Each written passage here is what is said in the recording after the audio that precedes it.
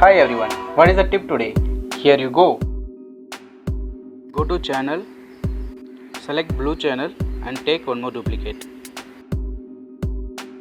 Then Ctrl L, adjust dark area more darkness,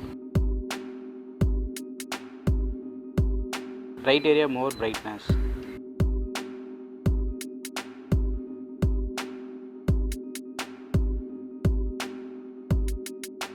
Also select brush, default color black and apply on the missing area. Then press Ctrl key, click on the channel, you will get selection.